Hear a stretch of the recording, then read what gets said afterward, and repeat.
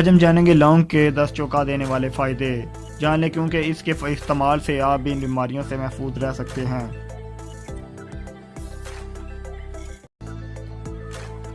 لونگ ایک خشک اور کھلا پھول یعنی کلی ہوتی ہے جسے ایک خوبصورت درمیانے قد کے سدا بہار درخت سے حاصل کیا جاتا ہے۔ یہ درخت قد میں سیدھے تنے کے ساتھ 10 سے 12 میٹر لمبا ہوتا ہے۔ اس کے پتے لمبے، نوکیلے اور خوشبودار ہوتے ہیں۔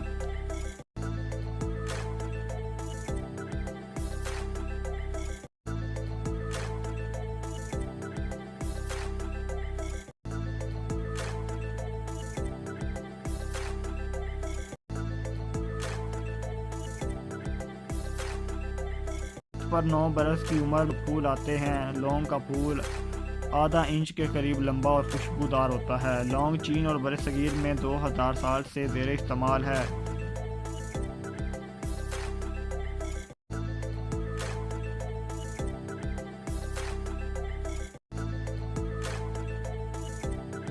یہ گرم مسالوں میں شامل کیے جانے سے لے کر دانتوں کے امراض تک میں استعمال کیا جاتا ہے۔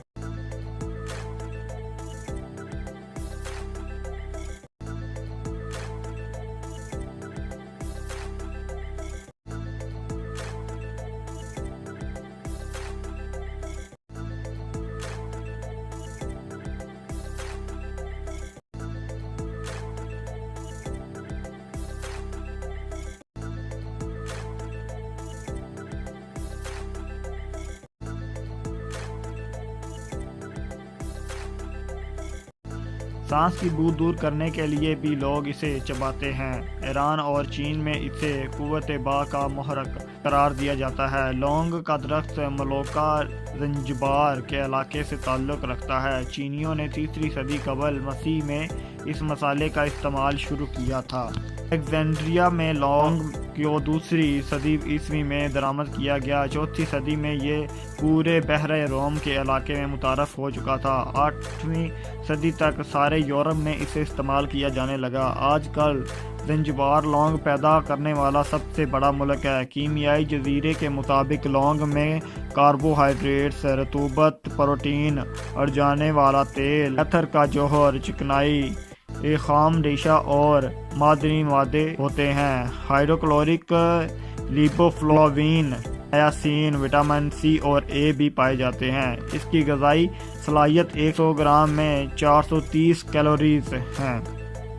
لونگ میں بہت سی طبی خوبیاں ہیں۔ یہ محرک ہوتا ہے، تشنج اور انٹسٹائن کے دوروں کو کم کرتا ہے، معدے سے ریاح کو خارج کرنے میں مدد دیتا ہے۔ لونگ کو دوا کے طور پر کئی صورتوں میں استعمال کیا جاتا ہے جن میں جوشاندہ اور سونف دونوں شامل ہیں۔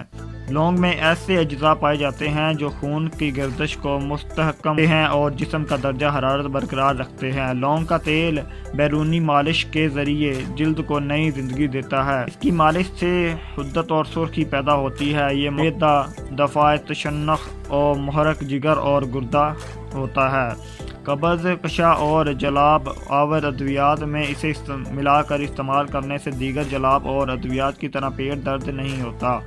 لونگ سے نکلنے والا تیل بھی لونگ جیسے اوصاف رکھتا ہے۔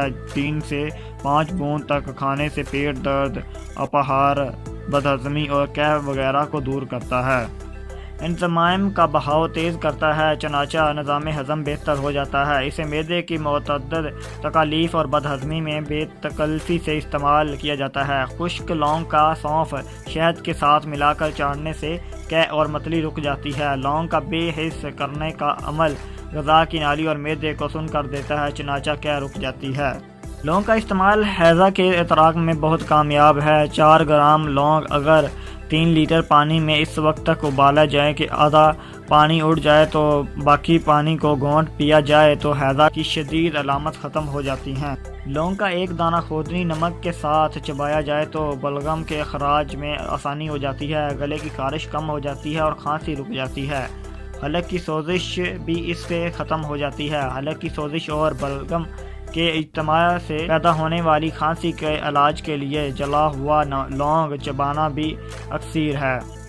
لونگ کے تیل کے 3 سے 5 قطرے شہد اور لہسن کی ایک تری کے ساتھ کھانا اینتن والی کھانسی کی اذیت سے نجات دلاتا ہے۔ یہ کھانسی تپ تک دمہ اور برونکائٹس میں ہوتی ہے۔ یہ دوا روزانہ ایک بار رات کو بستر پر جانے سے پہلے استعمال کرنا چاہیے۔